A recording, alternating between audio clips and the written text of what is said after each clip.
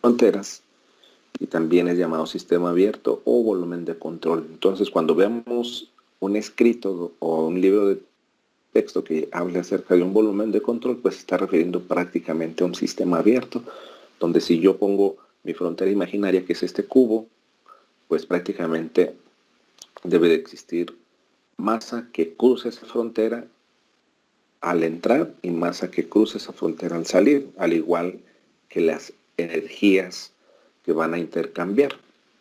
Entonces, un ejemplo de ellos, de un sistema abierto, por ejemplo, en la industria, pues es una bomba de agua. Por ejemplo, aquí en este caso es una bomba de agua donde tienes entrada de masa. Hay una entrada de agua, tiene una cierta cantidad de energía, la presurizas y sale. Entonces, ese es un ejemplo claro de un sistema abierto. El sistema abierto, pues, tiene una ecuación, o la ecuación principal es del volumen de control, es que la masa total que entra al volumen de control durante un tiempo, menos la masa total que sale del volumen de control, va a ser igual al cambio neto de la masa dentro del volumen de control. ¿Qué quiere decir esto? Pues esta es la acumulación prácticamente. Lo que sale menos, perdón, lo que entra menos lo que sale es igual a lo que se está acumulando. Si entra 100 kilogramos y salen 80, pues lo que se está acumulando es 20 en ese sistema. Entonces aquí la masa que entra menos la masa que sale es lo que les estoy comentando de arriba, pues va a ser igual al incremento de la masa en el volumen de control y ese va a estar representado por kilogramos. Entonces, si por ejemplo, pues teníamos, es lo que les decía, si tenemos una entrada de 7 kilogramos y está saliendo 2 kilogramos de este volumen de control, pues prácticamente la acumulación va a ser de 5 kilogramos. Entonces, en los sistemas cerrados, pues lo manejábamos como masa de entrada menos masa de salida, igual al incremento del volumen de control. Es decir, esto lo estábamos representando por kilogramos. Aquí en sistemas abiertos lo vamos a manejar como flujos. Es decir, si alcanzan a observar la masa que está aquí arriba, que dice masa de entrada menos masa de salida, que es para sistemas cerrados, para los sistemas abiertos se pone un puntito arriba de la M. Eso quiere decir que es por unidad de tiempo, es decir, que son kilogramos por segundo. Entonces, en los volúmenes de control de los sistemas abiertos, pues vamos a manejar flujos. Este es un flujo másico, es una tasa, también se le llama tasa. Cuando ustedes encuentren en los libros la tasa que entra a un volumen de control, se está refiriendo a que es la unidad kilogramos o volumen, porque puede ser metros cúbicos sobre segundo o kilogramos sobre segundo.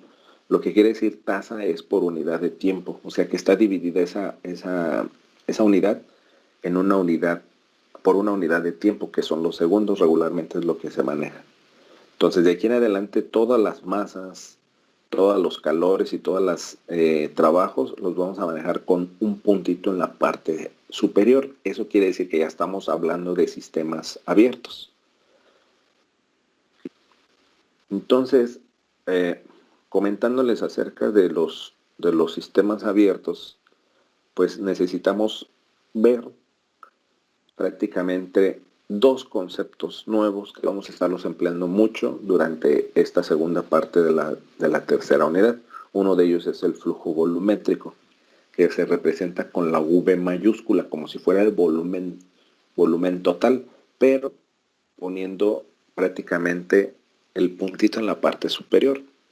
Aquí les pongo una definición del flujo volumétrico. Dice que el flujo volumétrico es un volumen de un fluido que pasa por una sección transversal por una unidad de tiempo. Y también lo van a ver en los libros cuando lo lean o cuando vean un ejercicio referente a esto, lo van a encontrar como caudal o gasto.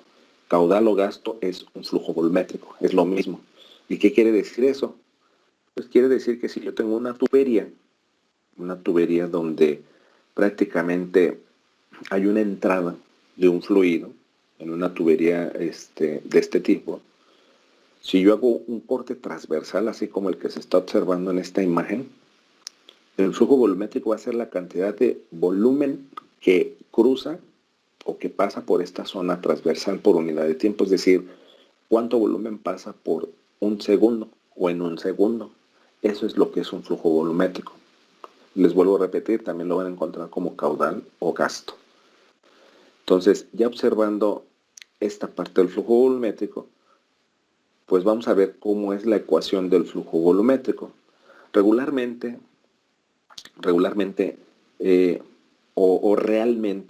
realmente, a eso me quiero referir, el fluido que pasa por esta tubería, imagínense que tenemos la capacidad de ver cómo va cambiando este fluido a lo largo del tubo o a lo largo de la tubería. Imagínense que esta es la tubería y que va un fluido aquí prácticamente haciendo un recorrido a lo largo de un tramo de esa tubería.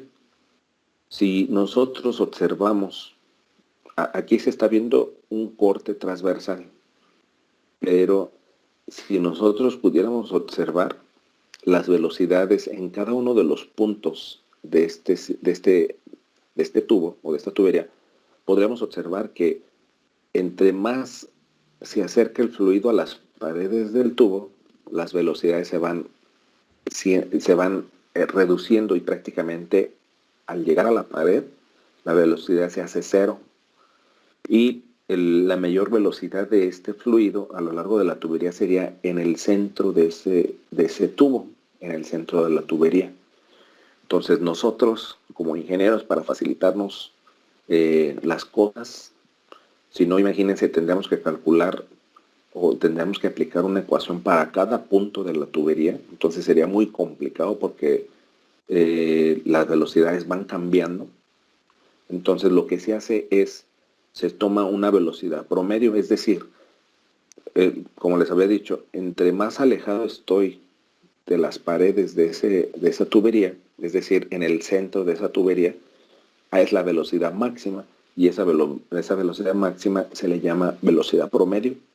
Entonces lo que se hace en ingeniería, o en todas las materias de ingeniería, o sobre todo mecánica de fluidos, prácticamente lo que se realiza es que se considera esa velocidad promedio en todos los puntos de esa tubería para hacer homogénea esa velocidad y decir, a pesar de que yo sé que realmente ese fluido, conforme se va acercando a las paredes, se va haciendo cero, pues yo, para facilitarme los cálculos, voy a asumir que esa velocidad promedio está en todos los puntos de esa tubería y que ese fluido lleva la misma velocidad en cualquier punto ubicado en esa tubería.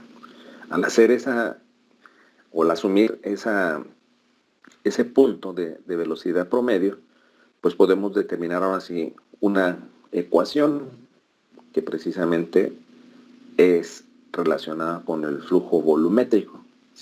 Entonces, el flujo volumétrico lo vamos a representar nosotros a través de la velocidad promedio multiplicada por el área transversal. Igual, si se fijan, aquí la definición del flujo volumétrico menciona que es la cantidad de volumen que pasa por una sección transversal, es decir, los metros cúbicos sobre segundo. Esa es la definición.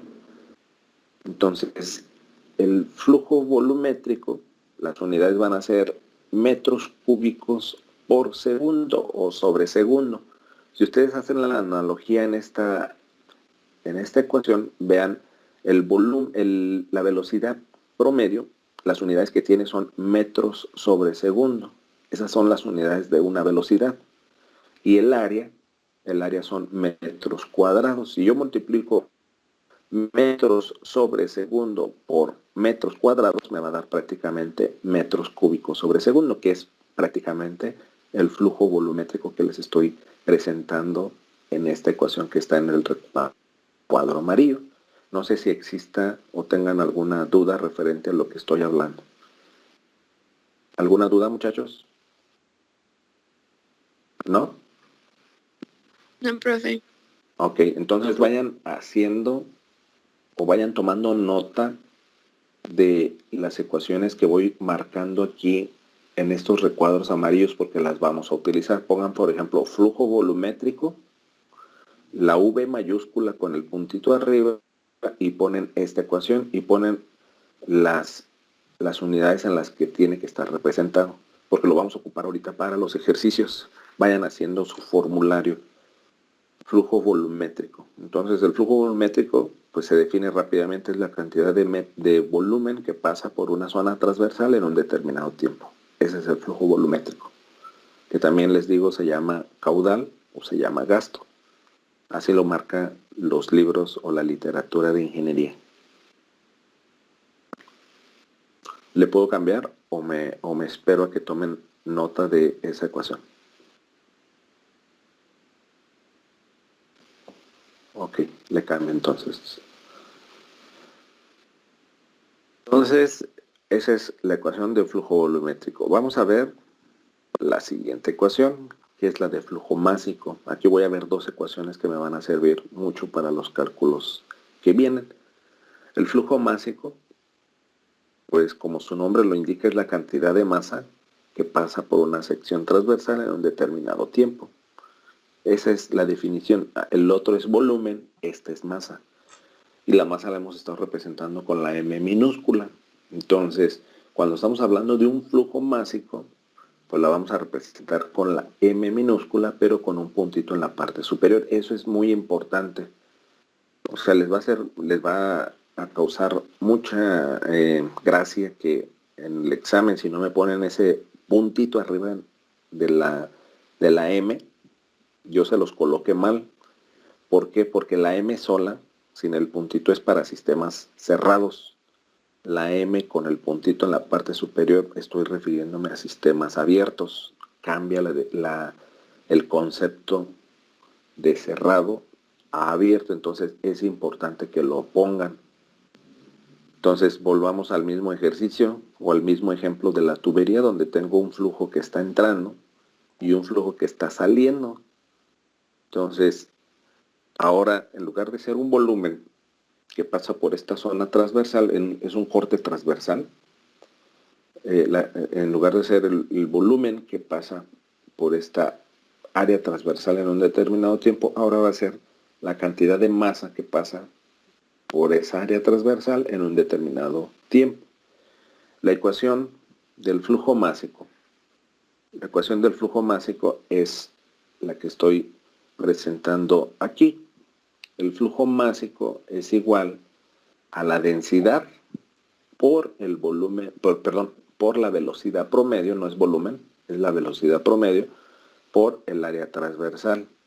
Si ustedes revisaran las unidades que tiene cada uno, la densidad sería metros, la densidad sería, densidad, se me fue la onda ahorita, densidad, las unidades de la densidad me las dicen, por favor, se me fue ahorita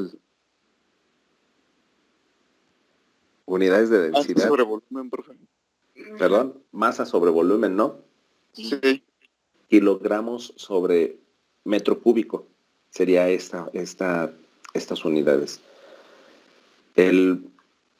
La velocidad promedio sería metros sobre segundo y el área transversal sería metros cuadrados. Si se fijan, en la parte superior me quedaría, o más bien, el volumen, es que estoy confundiendo volumen con velocidad. Aquí es metros sobre segundo por metros cuadrados. Si se fijan, este metros cuadrados y este metro se vuelve metros cúbicos y finalmente los elimino de la ecuación o de las unidades de densidad para que finalmente me quede kilogramos sobre segundo. Entonces el flujo másico lo voy a representar. Aquí me faltó poner el recuadro amarillo, que es otra ecuación importante. Pónganla por favor.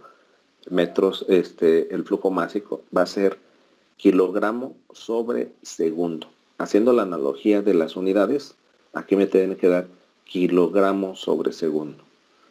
Entonces ya teniendo tanto el concepto de flujo másico como flujo volumétrico, vamos a ver cómo podemos relacionar esos dos flujos, tanto el másico como el volumétrico, en una sola ecuación.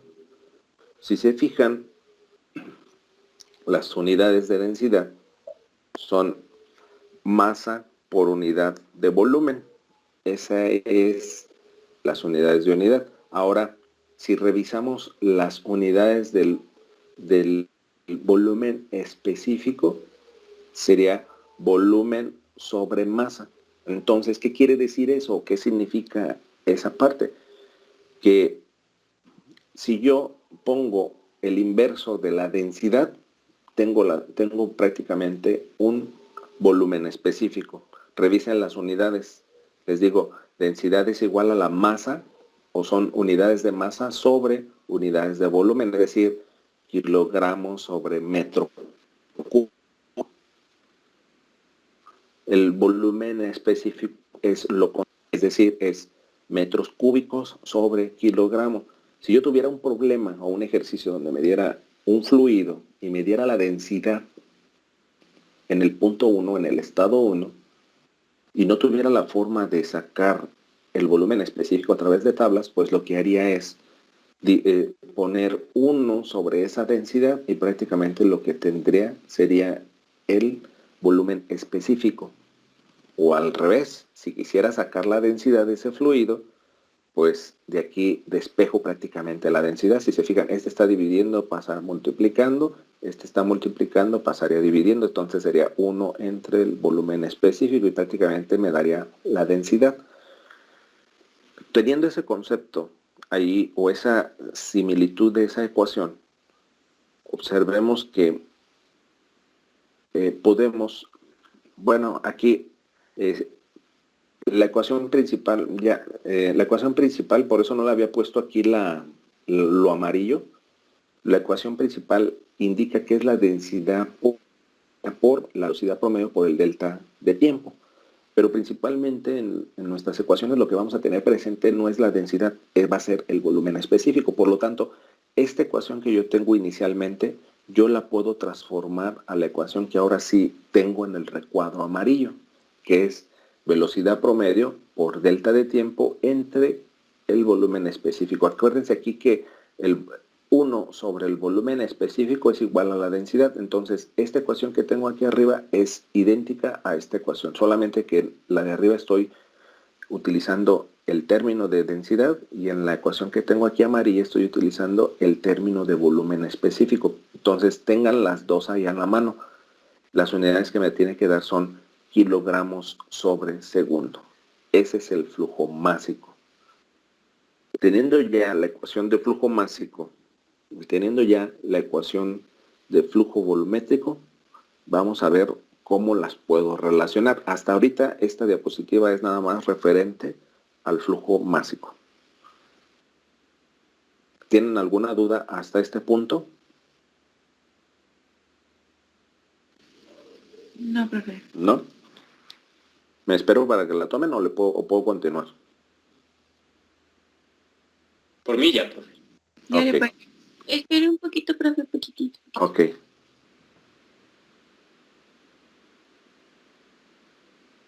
Entonces, repito nada más, el flujo volumétrico es la cantidad de volumen que pasa a través de un área transversal en un determinado tiempo. Flujo másico es la cantidad de materia que pasa por una área transversal en un determinado tiempo. Una hace referencia a la masa. Las unidades de flujo volumétrico son metros cúbicos sobre segundo, las unidades de flujo másico son kilogramos sobre segundo. Y esto es aplicado a sistemas abiertos. No puedo aplicar esto en sistemas cerrados. ¿Por qué? ¿Por qué no lo puedo aplicar en sistemas cerrados? ¿Quién me comenta eso? ¿Por qué no puedo aplicar estas ecuaciones de flujo volumétrico y flujo másico? Para que quede Porque claro. no va a haber transferencia de masa con los alrededores. Exactamente, porque en un sistema cerrado no entra ni sale masa. Lo único que está transfiriéndose o que está entrando y que está saliendo es prácticamente la energía. Aquí no, aquí sí sale masa y aquí sale energía. Es decir, puedo meter 5 kilogramos, pero a la salida probablemente salen 2 kilogramos y tengo ya una acumulación. O en otro caso también puedo tener 5 kilogramos y también que estén saliendo los 5 kilogramos. Puedo tener los dos casos, pues. En el sistema cerrado no. En el sistema cerrado, en el estado 1 tengo 1 kilogramo y como no entra ni sale materia, en el estado 2 prácticamente voy a tener el mismo kilogramo. Aquí como está fluyendo constantemente, o sale lo que entra o se acumula dentro de mi sistema. Entonces, vamos a ver qué relación puede tener el flujo másico con el flujo volumétrico. Pongan atención a esta ecuación que tengo en el recuadro amarillo, que es la del flujo másico utilizando el volumen específico. Entonces, el flujo másico es igual a la velocidad promedio por área transversal entre el volumen específico. Si hago la analogía de esto, las unidades que me quedan aquí son kilogramos sobre segundo. Y recordemos que el flujo volumétrico era la velocidad promedio por el área transversal. Esta es una ecuación para flujo másico, esta es una ecuación para flujo volumétrico.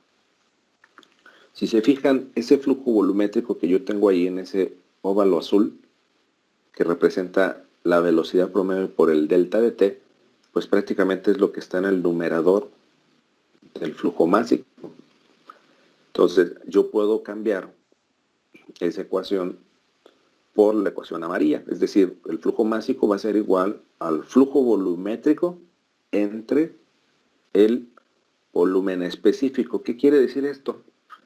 Que si algún problema me pidiera identificar el flujo másico o el flujo volumétrico y yo tuviera el volumen específico en esa condición, pues puedo nada más hacer un despeje de esta ecuación y automáticamente ya tengo relacionado flujos másicos con flujos volumétricos.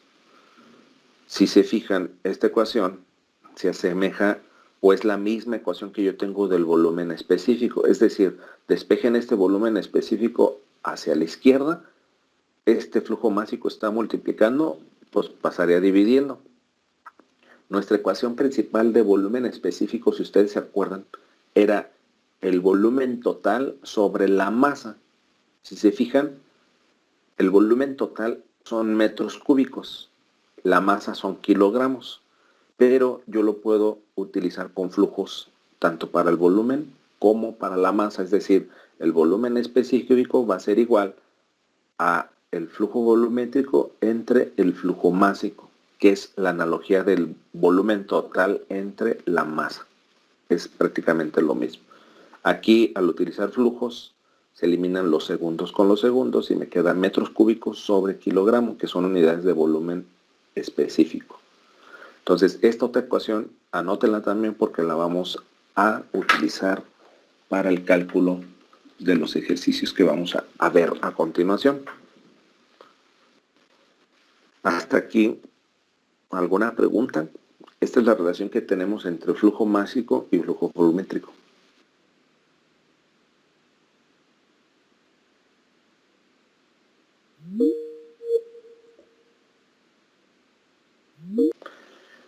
Si se fijan, tenemos hasta este momento tres ecuaciones. La flujo másico, flujo volumétrico,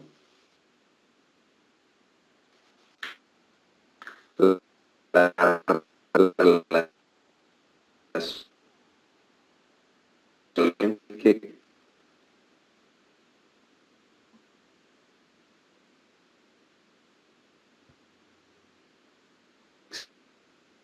existe entre esas dos.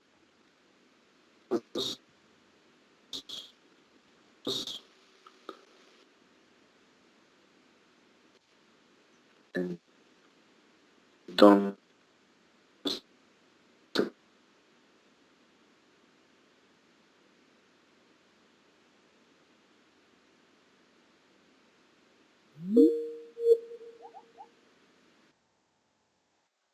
pero también está una variable ya involucrada, que es la masa. Ahora la masa está también entrando y también está saliendo. Este volumen de control es lo que nosotros llamamos un sistema abierto. Esto es lo que es un sistema cerrado. Vean la diferencia de uno con respecto a otro. Estamos aplicando la primera ley de la termodinámica, pero debe de quedar bien claro que tengo ecuaciones específicas para sistemas cerrados y tengo ecuaciones específicas para sistemas abiertos, porque cuando pongo un ejercicio de sistemas abiertos, el alumno no entiende esta parte y lo que hace es incluir ecuaciones de sistemas cerrados a sistemas abiertos, o al revés. Les pongo un ejercicio de sistema cerrado y anda involucrando ecuaciones de sistemas abiertos. Entonces, cuando yo observo eso, pues ni siquiera me meto al ejercicio.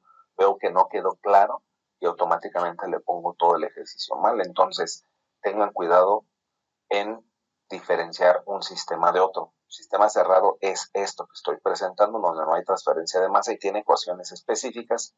Y esto es un sistema abierto o volumen de control que tiene también sus ecuaciones específicas.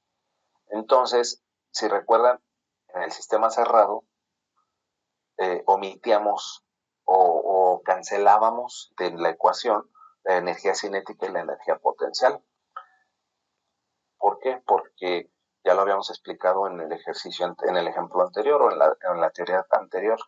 Los sistemas cerrados pues, son sistemas donde no ocurren reacciones, no hay masa, no está entrando masa ni está saliendo masa. Entonces no existe intercambio de materia, por lo tanto la energía cinética y la energía potencial la despreciamos. Sí existe en una mínima cantidad, pero podemos despreciarla. Aquí ya cambia el asunto en el volumen de control o sistema abierto. La energía cinética y la energía potencial, dependiendo de los sistemas que vamos a ver a continuación, la podemos omitir o no la podemos omitir. Ya es una regla, en otras palabras. No puedo nada más decir, hoy la omito, mañana no la omito. No. Dependiendo del tipo de sistema que vayamos a ver, que les voy a mostrar en los ejercicios, van ustedes haciendo sus anotaciones y dicen, cuando veamos una tobera, esto y esto se desprecia. Cuando veamos una turbina, esto y esto se va a despreciar.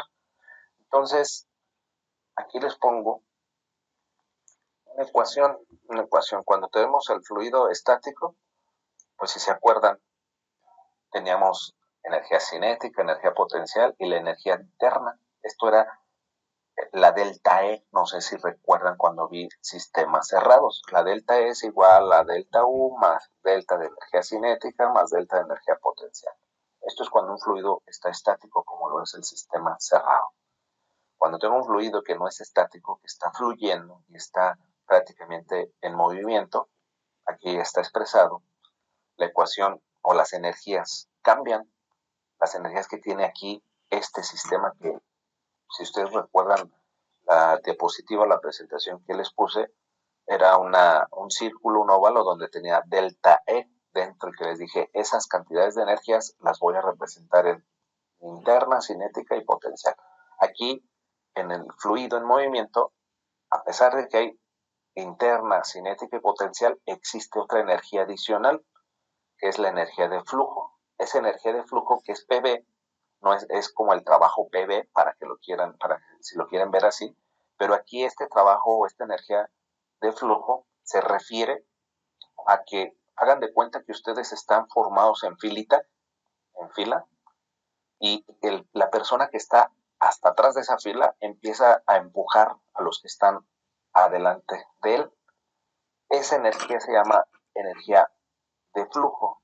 Es decir, como está moviéndose la masa, se debe principalmente a que la masa final está haciendo o aplicando una fuerza o aplicando una energía para que esa masa se empiece a desplazar. Está desplazando a todos los que están formados en esa fila. El de atrás empieza a empujar a los de adelante y así consecutivamente se empieza a ver un movimiento. Eso es lo que se llama energía de flujo y eso es lo que adicionalmente se mete en esta ecuación.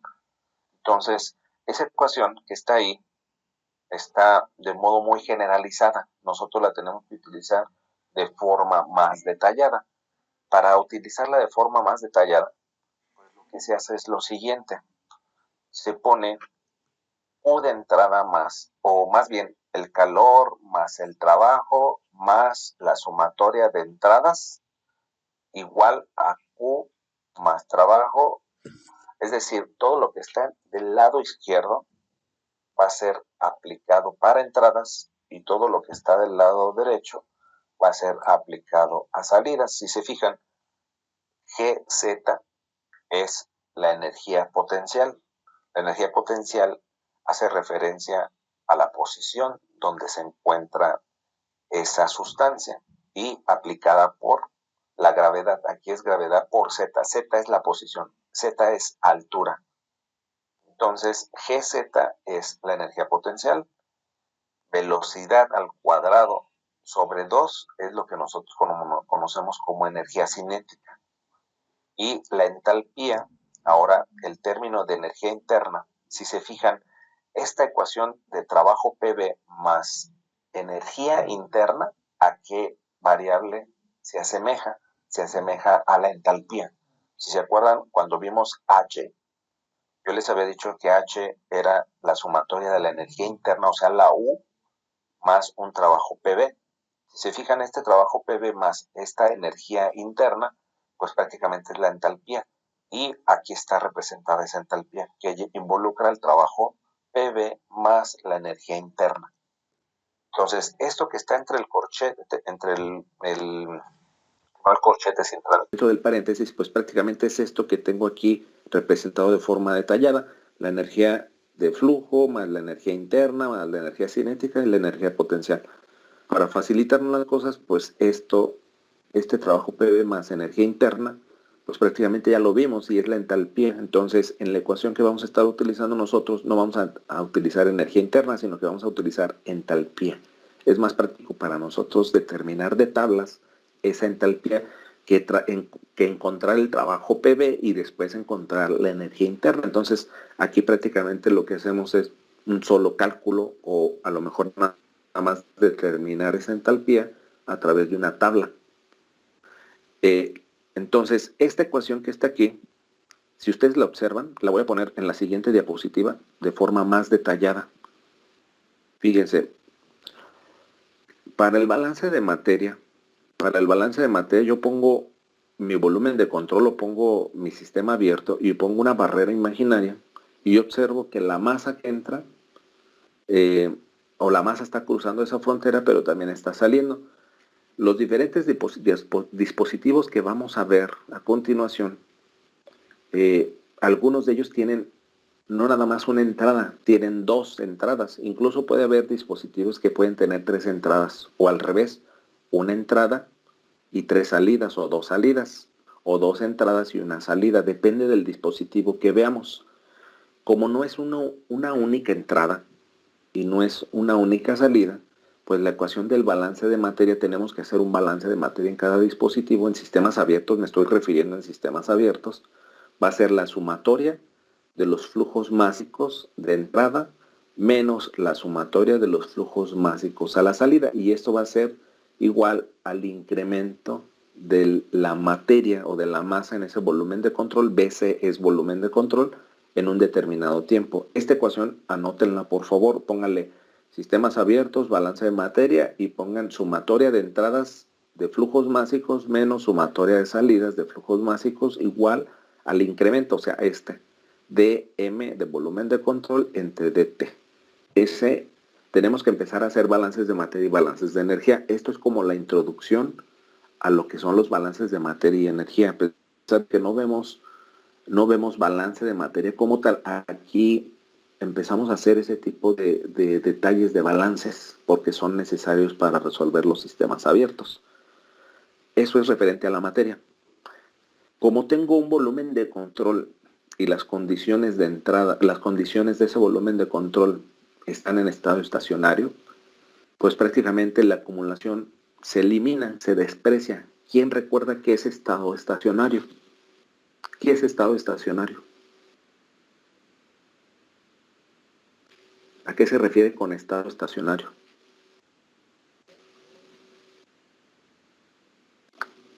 ¿Qué es?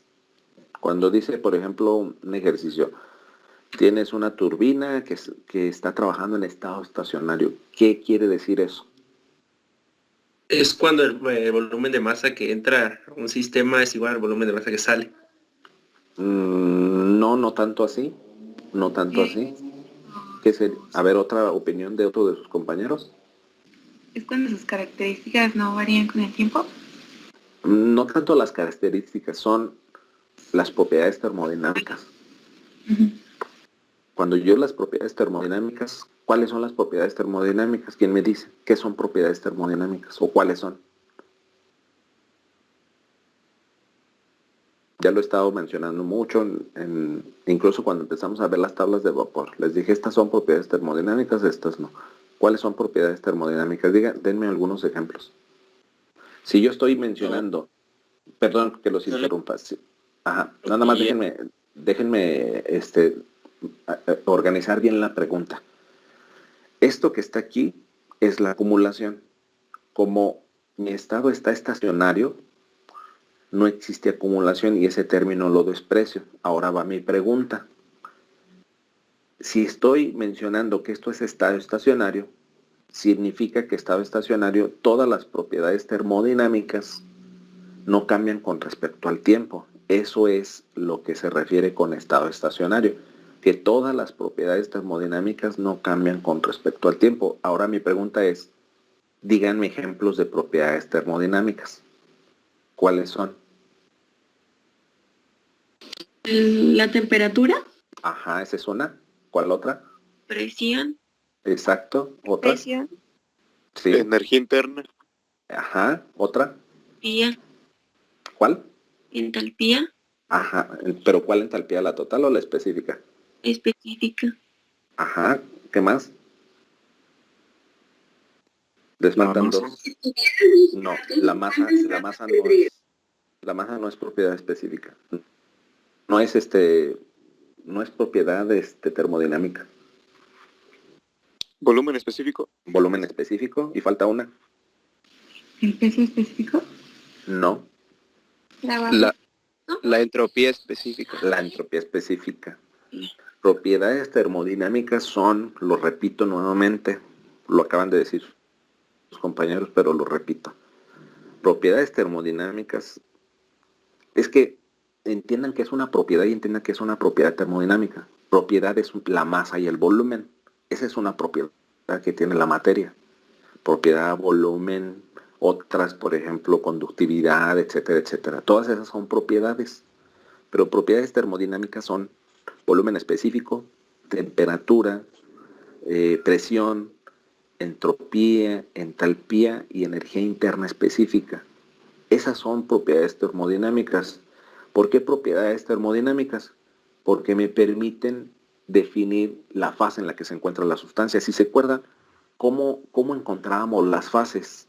Pues haciendo comparaciones de las propiedades termodinámicas. A lo mejor teníamos entalpía específica y nos íbamos a los saturados, sacábamos HF y HG y comparábamos. Esa es una propiedad termodinámica. Si yo tengo masa, ¿puedo definir en qué fase se encuentra? Pues no, porque no tengo masa del líquido y masa del vapor. O sea, puede haber masa del líquido y masa del vapor. Pero si estoy diciendo que es masa del líquido y masa del vapor, automáticamente pues lo que tendría sería una mezcla líquido-vapor.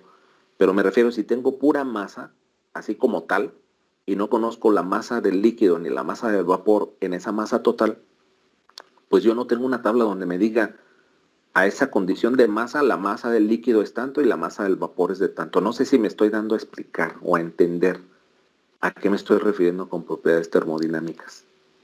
¿Sí está quedando claro o no? Sí, profe. ¿Sí? Entonces, ¿a qué se refiere con estado estacionario? Se refiere a que si yo tomo o tuviera un aparatito, imagínense que estoy en este dispositivo abierto y está fluyendo 100 kilogramos y están saliendo 100 kilogramos, no tengo acumulación. Porque si hay acumulación, las propiedades termodinámicas cambian. Entonces, lo que yo estoy diciendo es que aquí las propiedades termodinámicas no cambian con respecto al tiempo, por lo tanto no hay acumulación. Significa que si yo tuviera un aparatito que pudiera medir, vamos a imaginar las propiedades termodinámicas de la entrada y las midiera ahorita en este instante y dijera, vamos a medir las propiedades termodinámicas de la entrada en este momento, a las 8:53, y dejamos pasar un tiempo, a lo mejor unos 20 minutos, una media hora, no sé, y volvemos a tomar esa misma lectura, las propiedades termodinámicas no deben de cambiar. Es decir, si yo la temperatura la estoy midiendo en 80 grados centígrados, esa misma temperatura debe medir 80 grados centígrados en el tiempo que yo dejé, 20 minutos, media hora, una hora, incluso un día. Eso es a lo que significa que es un estado estacionario. Un estado no estacionario es cuando en un segundo me da una lectura y en el otro segundo me da otra lectura. Las propiedades están cambiando con respecto al tiempo. Aquí no. Aquí los sistemas abiertos, las propiedades termodinámicas no van a cambiar con respecto al tiempo. ¿Por qué? Porque se llega a un estado estacionario. Entonces, cuando yo tengo un estado estacionario, la acumulación prácticamente la elimino. Entonces, ahora tengo esta ecuación. Si se fijan, de aquí, la sumatoria de los flujos másicos a la salida es negativo. Si yo lo paso al otro lado, pues mi ecuación ya va a quedar de la siguiente forma. Me va a quedar que el flujo másico de la sumatoria de las entradas es igual al flujo másico de las sumatorias de las salidas. ¿Por qué se ponen sumatorias? Porque vamos a imaginarnos que aquí tengo dos entradas y nada más una salida. Entonces, la masa final, pues va a ser la masa 1 más la masa 2. Vamos a imaginarnos que esta es la entrada 1, aquí tengo una entrada 2 y la salida es la corriente 3. Entonces, esta ecuación que yo tengo aquí me va a quedar, ¿cuántas entradas tengo? Tendría masa 1 más masa 2, porque es una sumatoria, igual a la sumatoria de las salidas, que sería nada más una salida. Entonces, mi ecuación final, poniendo ese ejemplo de dos entradas y una salida, me quedaría masa 1 más, no masa, sino flujo másico 1 más flujo másico 2 es igual al flujo másico 3. Así me quedaría, haciendo caso a esta ecuación. Vamos a ver el caso de que en lugar de tener dos entradas tuviera dos salidas.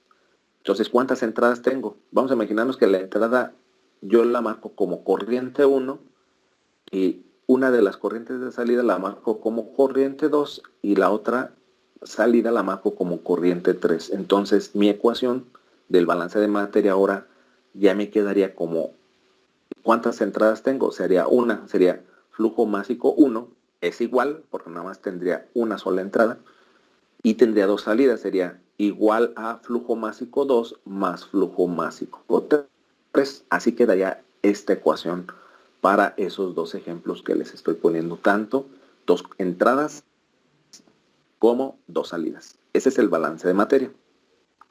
Ahora, el balance de energía, ¿cómo quedaría?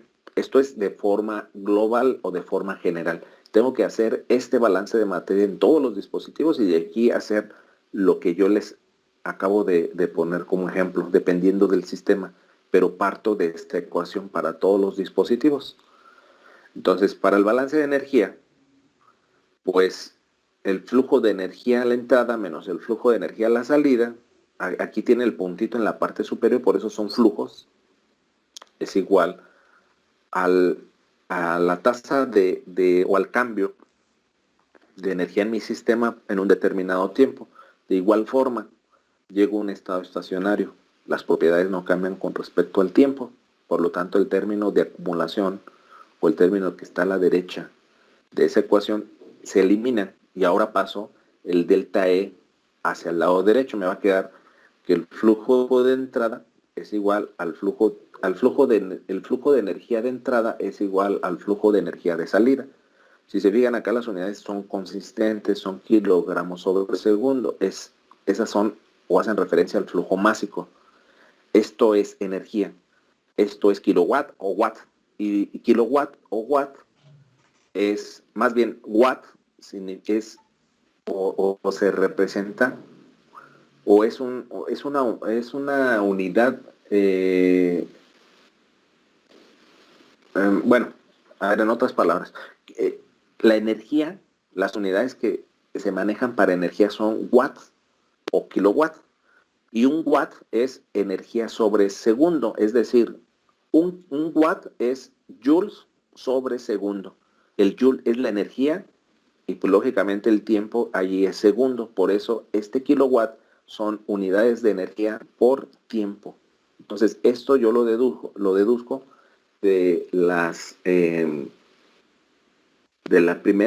las tablas de conversiones donde ustedes están revisando las que hemos estado utilizando muy a menudo. Ahí están a qué equivale un watt.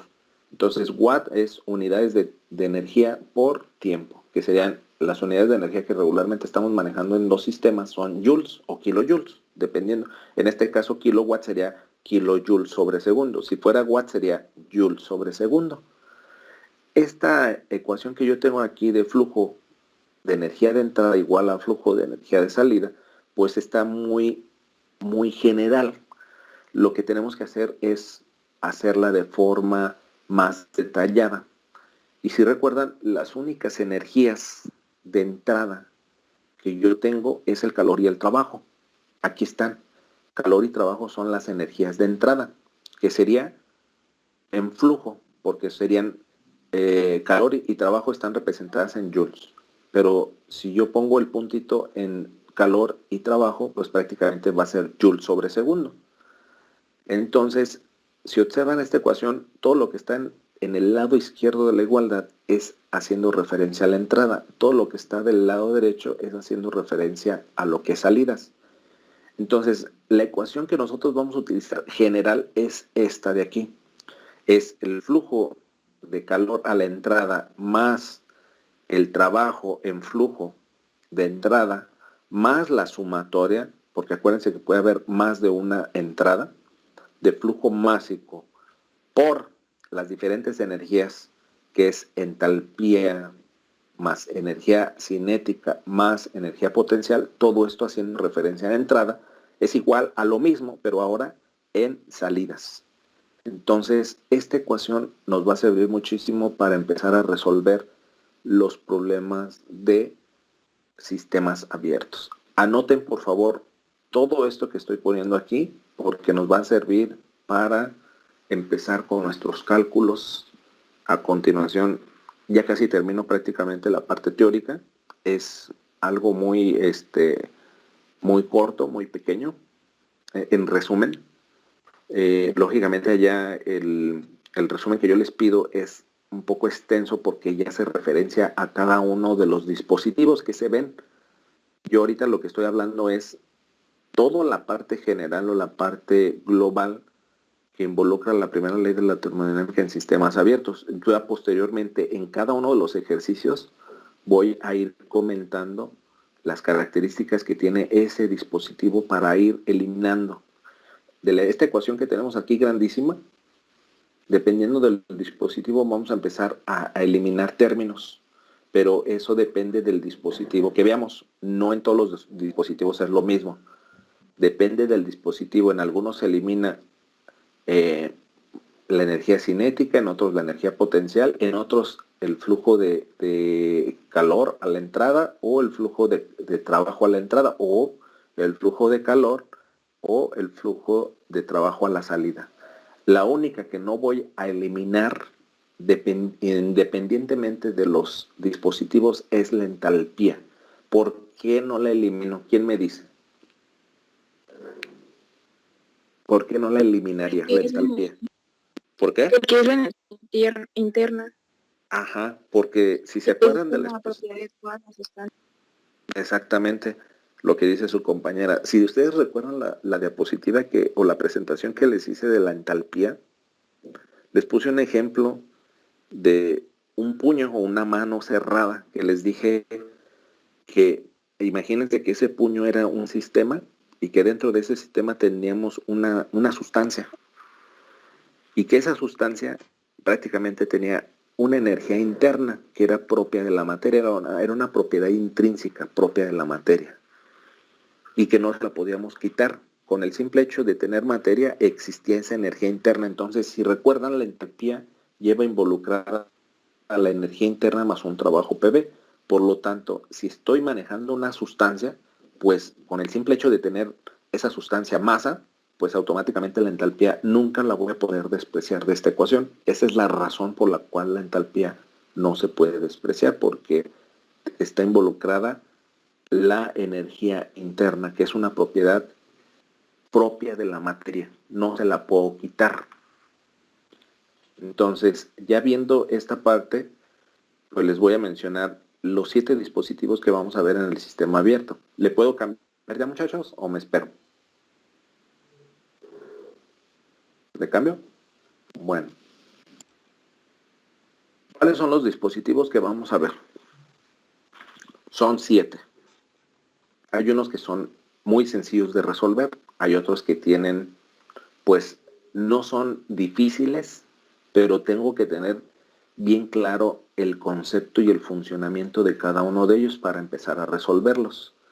Las ecuaciones son las mismas, utilizo solamente mi balance de materia y mi balance de energía, así como están aquí, incluyendo los flujos másicos, flujos volumétricos y la relación de flujo másico con flujo volumétrico. Son las únicas ecuaciones que utilizo. No voy a utilizar otra más. Son las únicas. La diferencia o el detalle que tienen aquí es que necesito tener bien claro para qué sirve cada uno de los dispositivos, y cada uno tiene características principales que, por ejemplo, el hecho de decir voy a manejar una tobera o voy a resolver una tobera, yo recuerdo que en la tobera pues no existe esto y no existe el otro. Ahorita por la modalidad que estamos en modo virtual, en modo no presencial, pues se les facilita a ustedes demasiado. ¿Por qué? Porque yo en modo presencial, yo no les dejaba que sacaran un apunte o que sacaran esas claves que les estoy diciendo, que anotaran pues, o que tuvieran sus notas, es decir, que dijeran en la tobera se elimina esto, en la turbina se elimina esto. Aquí prácticamente tienen ustedes la libertad de hacerlo porque yo no tengo el control de revisar el formulario. Entonces, se les facilitó demasiado eso por esta modalidad. Ustedes tienen la oportunidad de estar, incluso si yo les mando el examen, como lo hemos estado haciendo, pues prácticamente ustedes tienen la libertad de abrir hasta el libro de texto y verificar ahí qué se elimina y qué no se elimina. Anteriormente en la modalidad presencial yo no les permitía eso. Yo los dejaba que analizaran cada uno de los dispositivos y que lo razonaran, no que tuvieran o dependieran de una hoja donde tuvieran mis anotaciones, sino que lo razonaran y entendieran por qué se elimina esto, por qué se elimina el otro, por qué se elimina aquello. Entonces ahorita la modalidad cambia. Traten de sacarle el provecho también a ello. No nada más se queden con que ahorita pues sí lo puedo sacar, saco mi apunte, mi nota y ya con eso lo resuelvo. Pero ¿qué pasaría si se te pierde esa nota y te toca a ti resolver un problema de este tipo? Ahí es la dificultad. Vean los pros y los contras. O sea, ventaja es que pueden sacar cualquier apunte, pueden disponer o tienen a su disposición el libro, pero la desventaja es que cuando les toque a ustedes resolver un problema de estos en la vida real, pues van a tener complicaciones porque van a depender nada más de una hoja y van a depender nada más de unas anotaciones que están ustedes haciendo. Entonces, los invito a que razonen estos ejercicios para que les sea más fácil la solución de los problemas. Es muy sencillo, no es cosa de otro mundo, no es cosa de aprenderme una Biblia completa, no, son cosas muy sencillas, nada más razonar bien el problema, atender lo que yo les estoy dando, porque prácticamente yo les doy todo a la mano, y aprovechen eso para que puedan resolver prácticamente todos los ejercicios. Los sistemas abiertos que vamos a ver son 7. Es tobera, que se representa así. Hagan de cuenta que lo estoy viendo de costado, pero prácticamente es un cilindro, o es un cilindro donde tengo en la entrada un área mayor a la salida. Esto es una tobera. Un difusor es lo contrario. La entrada tiene un área menor que la salida. Una turbina, prácticamente la entrada del fluido es por la parte superior, la salida del fluido es por la parte inferior. El compresor es al revés, pero también si se fijan, el esquema es diferente. Si se fijan, la turbina se parece mucho al difusor y el compresor se parece a la tobera. pero la dirección también es importante. La turbina la tengo que representar de esta forma, el compresor de esta forma. No es que ahora le ponga la entrada, la salida acá y la entrada acá, no. Esta es una simbología universal. En cualquier parte del mundo que ustedes puedan trabajar o les toque la fortuna de trabajar en otro país o etcétera, etcétera, la nomenclatura, no la nomenclatura, sino el tipo de dibujo, la simbología que van a estar utilizando es la misma que vamos a estar utilizando en Estados Unidos, en México, donde sea. Entonces, esto ya es por default. Deben de tener bien presente cómo se representa básicamente lo que es una tobera, un difusor, una turbina, un compresor, válvula de estrangulamiento, una cámara de mezclado. Aquí tengo dos entradas y hay una salida, o puede ser al revés, una entrada y dos salidas. O sea, la cámara de mezclado tiene esa peculiaridad, que puedo tener diferentes entradas y diferentes salidas. No nada más se representa de esta forma. Si se fijan, también tenemos lo que es un intercambiador de calor, donde prácticamente están no en contacto directo dos fluidos. Si se fijan, aquí estoy representando o se está representando un fluido a través de unos tubos en la parte del centro del intercambiador, que es esta tubería que está representada en color rosa, y hay otro fluido que se representa con gris.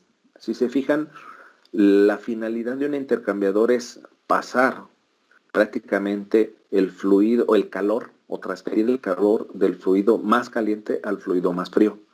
Aquí el fluido caliente, si lo observan, es el que va en la parte interna de este tubo, y el fluido frío es el que va en la parte externa, es decir, cubre todo como si fuera un serpentín, cubre todo esto.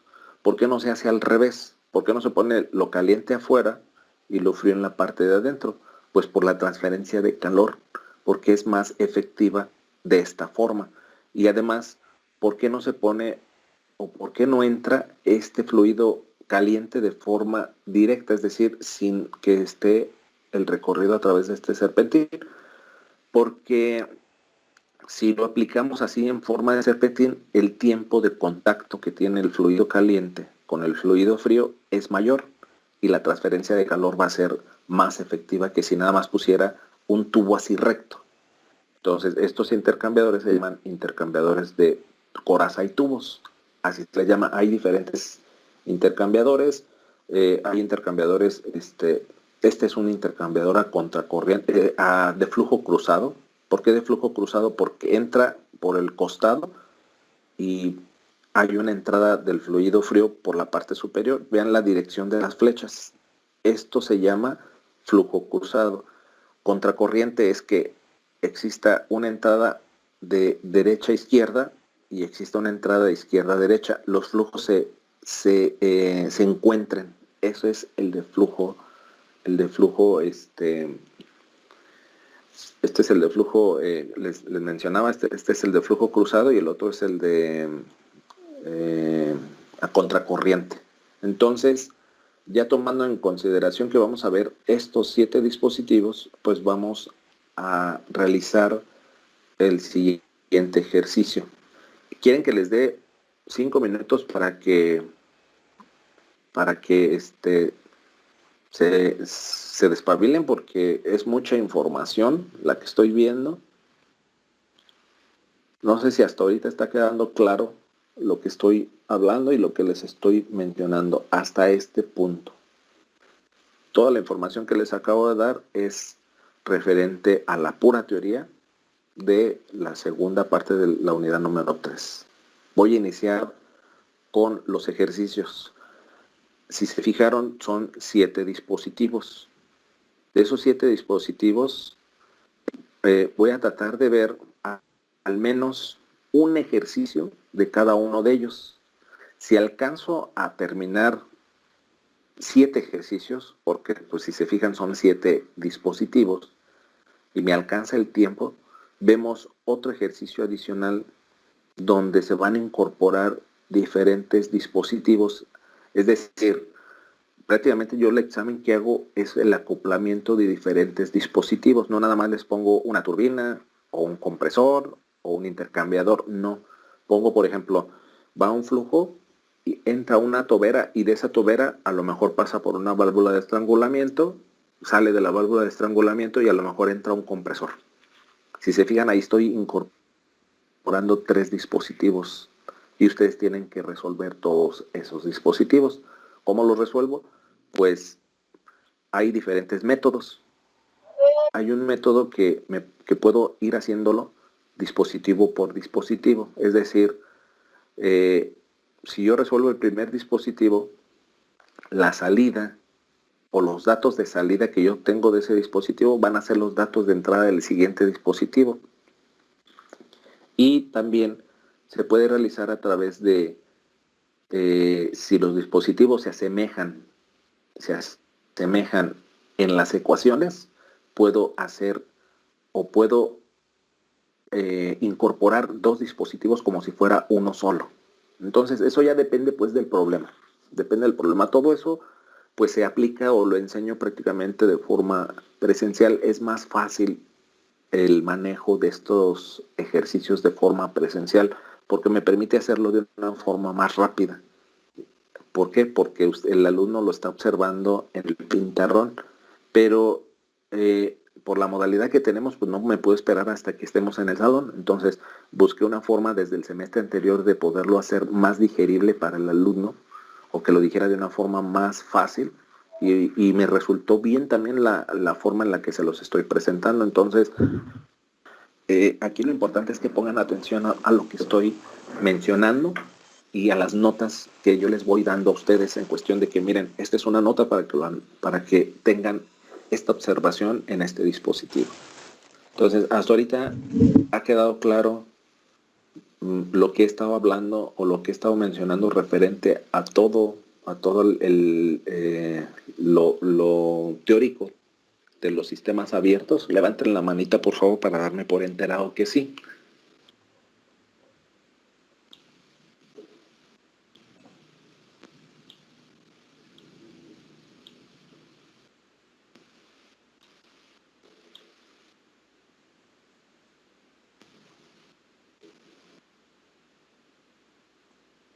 ¿Son todos?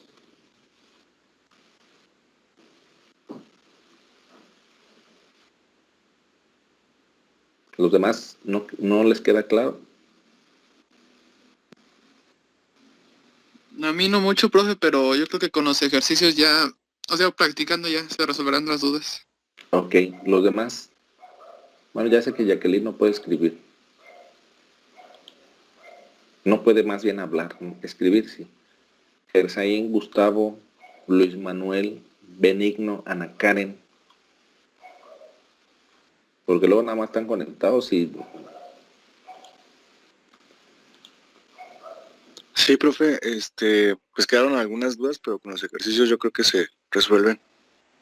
Ok, vamos a empezar con el primer ejercicio para avanzar.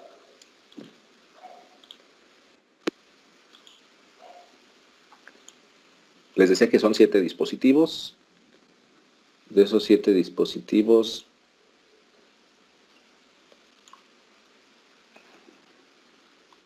ven mi proyección, ¿verdad? Sí, profe. Ok. De estos 7 dispositivos que tenemos aquí, vamos a empezar con el más sencillo. ¿Cuál es el más sencillo? La tobera. Entonces vamos a iniciar con el ejercicio de tobera y van a ver cómo voy a empezar a aplicar la primera ley de la termodinámica para sistemas abiertos, que es diferente a cómo aplico la primera ley de la termodinámica para sistemas cerrados. Entonces vamos a ver qué es una tobera. Entonces el ejercicio de tobera es el siguiente. Vean cómo se representa la tobera.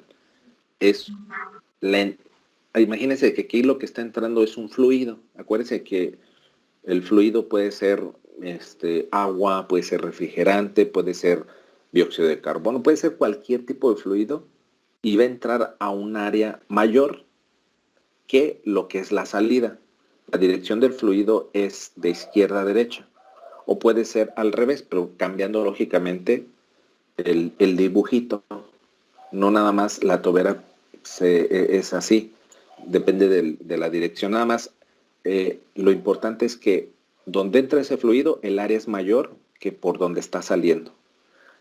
Lo que hago siempre es mencionarles los usos de esos dispositivos o dónde se aplican esos dispositivos, porque si yo les digo, vamos a resolver una tobera, muchos se pueden quedar con la idea de que, bueno, ¿qué es una tobera realmente? ¿Dónde está una tobera? Por ejemplo, en la industria, si yo entrara a la industria, ¿dónde puedo ver una tobera? Entonces, no debo de dejarlos nada más con la idea de que, una tobera es así, así, así. No, tengo que ver aplicaciones de la tobera y tengo que mostrarles en esta modalidad, pues, a lo mejor una foto de una tobera real, para que cuando, no es lo mismo, pues, ser nada más teórico que ya llegar a lo real y decir, a mí me enseñaron que las toberas se resuelven de este tipo, pero pues yo no sé ni qué es una tobera. Entonces, las toberas prácticamente son eso que ven ahí. Se utilizan, por ejemplo, mucho en los aviones. Entonces, ¿qué es lo que hace la tobera? La tobera, por la geometría que tiene, si se fijan, estoy mencionándoles que la entrada del fluido es un área mayor que por la que sale. Si se fijan, esto es una tobera. La entrada es mayor a la salida. Entonces aquí la tobera, pues prácticamente este avión, pues tiene la facilidad de que la tobera abra o cierre la salida. Eso depende de la velocidad que quiera yo tomar en ese avión. Cuando la tobera tiene una salida de ese fluido pequeña, lo que hago es prácticamente acelerar o incrementar la velocidad de ese fluido a la salida. Y si se fijan, vamos a imaginarnos que aquí está entrando un fluido o los gases de combustión que generan este avión. Imagínense que está esos gases a una cierta velocidad y al momento de que el área de la salida disminuye comparado con la de la entrada, lo que hace es que incremento la velocidad a la salida de esos gases. ¿Y qué es lo que va a hacer? Pues va a hacer que el avión sea impulsado. Eso se aplica en la industria. ¿Qué es lo que haces? Pues tienes, por ejemplo, cuando yo trabajé en Comisión Federal de Electricidad, esa tobera yo la veía en un vaporducto donde va prácticamente el flujo de vapor que va a entrar principalmente a la turbina para generar energía eléctrica.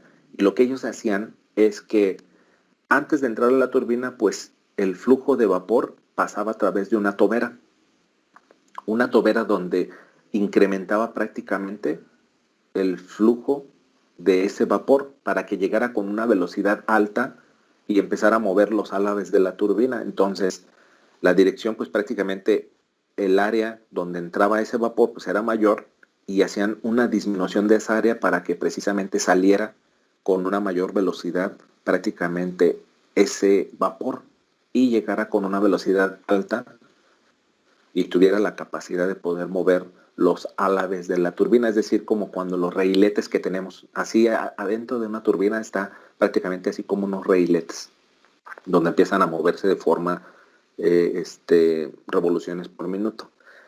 Eso también lo podemos ver cuando nosotros tenemos una manguera donde abrimos la llave y está saliendo un flujo de agua y nosotros cerramos un poco con el dedo. No sé si se han percatado de eso, que cuando cierro con el dedo el área de salida de ese flujo, pues automáticamente lo que hago es que incremento la velocidad, no incremento la presión, porque muchos dicen, ciérrale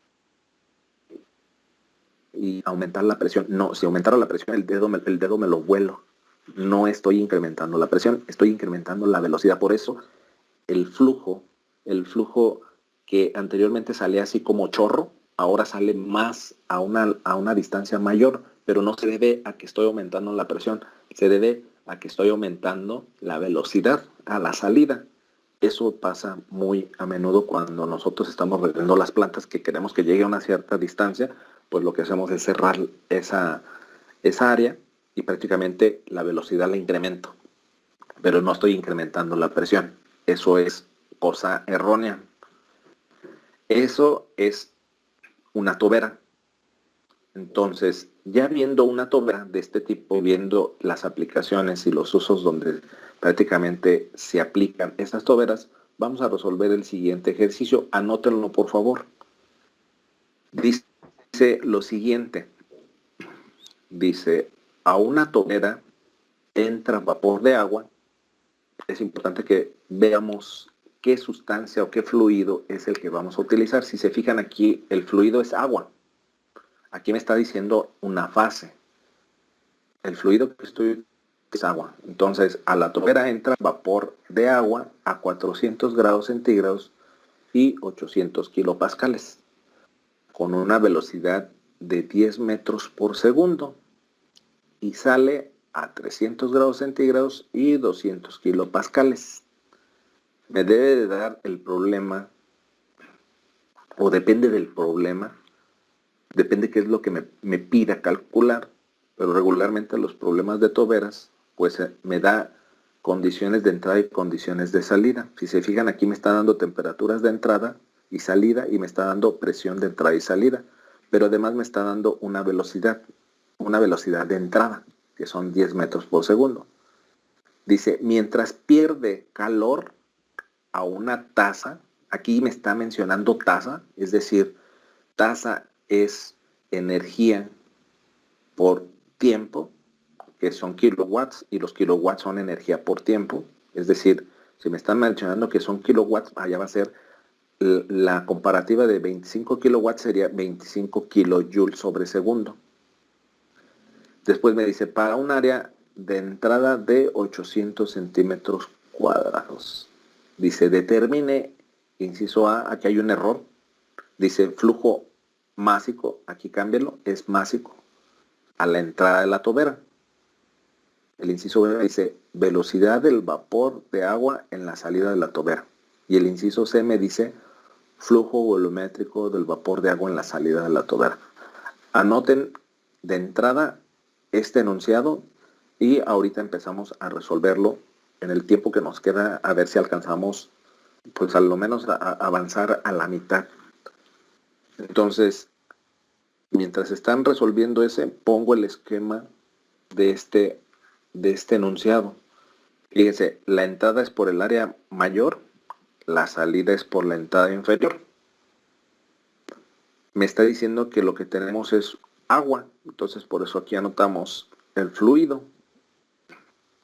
Condiciones de entrada, observen, tengo 400 grados centígrados, tengo 800 kilopascales, tengo 10 metros por segundo, y además me dice que la entrada, el área de entrada son 800 centímetros al cuadrado.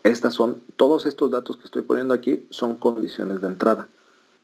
Lo que estoy poniendo acá son condiciones de salida. Y si observo el enunciado, las únicas condiciones de salida que me dan son temperatura y presión, que son 300 grados centígrados y 200 kilopascales respectivamente. Pero además me está dando un dato adicional. Me dice que pierdes calor, o que pierde esa tobera calor, a una tasa de 25 kilowatts. Entonces, el dato que me está dando es Q. Es Q con ese puntito arriba porque es tasa. Entonces, esas son condiciones de entrada. Esas son condiciones a la salida. Tengo mi entrada y tengo mi salida. ¿Hasta aquí alguna duda?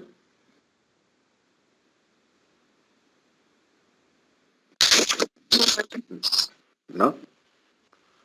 Ok. El inciso A dice que determinemos el flujo másico a la entrada. ¿Cuál es el flujo másico? ¿Con qué letras la represento?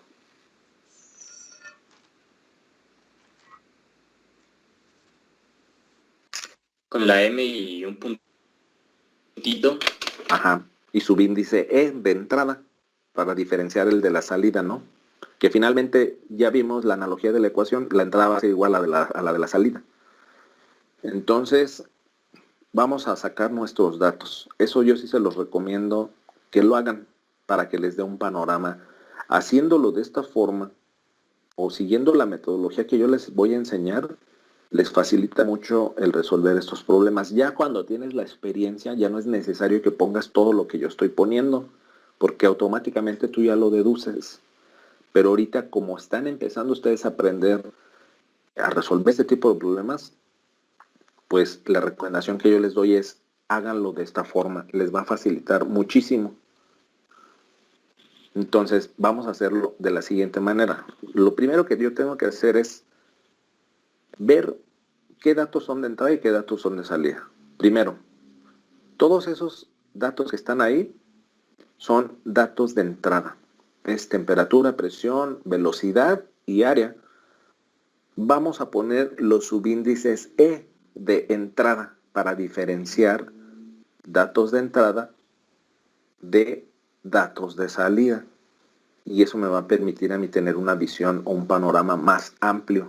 ¿Qué tengo, qué no tengo y qué empiezo a resolver teniendo estos datos? Entonces, pongan datos de entrada con subíndice y datos de salida con subíndice. Si observan, aquí me está dando 400 grados centígrados, esa es temperatura de entrada. Me está dando 300 grados centígrados, esa es temperatura de salida. Me está dando 800 kilopascales, esa es presión de entrada. Me está dando 200 kilopascales, esa es presión a la salida. Me está dando 10 metros por segundo, esa es una velocidad. ¿Y dónde está? Pues en la entrada. Pero además me está dando 800 centímetros al cuadrado, ese es un área. ¿De dónde? Pues de la entrada. Entonces, estos son los datos tanto de entrada como de salida. Ya cuando observé que tengo datos de entrada y datos de salida, el primer paso que tengo que hacer, bueno, ahí me faltó anotar, bueno, como me voy por pasos, pues el otro dato que me está dando es la tasa o el calor que se pierde en tasa de 25 kilowatts. Kilowatt es joule por segundo, pero aquí tengo kilowatt, entonces sería kilojoule sobre segundo. Este es Q, aquí faltó el puntito en la parte superior. Es Q puntito S. ¿Por qué S? Porque está perdiendo, mi tobera está transfiriendo energía o calor en este caso, pues es una energía de mi sistema hacia el entorno. Está desprendiendo ese calor, por eso se pierde. Si me dijera absorbe o gana, pues este calor entra. Y tendría que poner Q puntito de entrada. Aquí sería a la salida. Ese calor es lo que está desprendiéndose para el entorno o el ambiente. Son 25 kilowatts que, haciendo la analogía, serían 25 kilojoules sobre segundo. Ya teniendo ese dato, pues vamos a ver qué es lo que me está pidiendo. Primero me dice que calculemos el flujo másico a la entrada. Entonces, flujo másico a la entrada es, como dijo su compañero, es la M con el puntito arriba. Pero para diferenciarlo, vamos a poner el subíndice, que es entrada. Entonces, el que me está pidiendo es flujo másico E. Ese no lo conozco. Y yo ya sé qué unidades me tiene que dar el flujo másico. Son kilogramos sobre segundo. El inciso B me dice la velocidad del vapor de agua a la salida. Si aquí me está dando la velocidad de la entrada, o la velocidad de la salida sería BS. Esta es la V minúscula. Vayan diferenciando de volúmenes y todo eso. Tengan una misma nomenclatura para todo. Vayan haciendo ustedes su misma nomenclatura y manejemos todos la misma nomenclatura.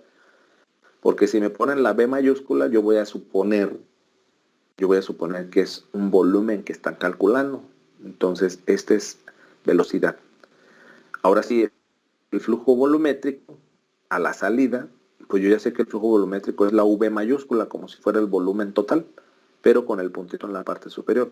Y el que me está pidiendo que determinemos es a la salida, por eso ponemos el subíndice S, que finalmente yo ya sé qué unidades me tienen que dar aquí. Es volumen por unidad de tiempo, sería metros cúbicos sobre segundo.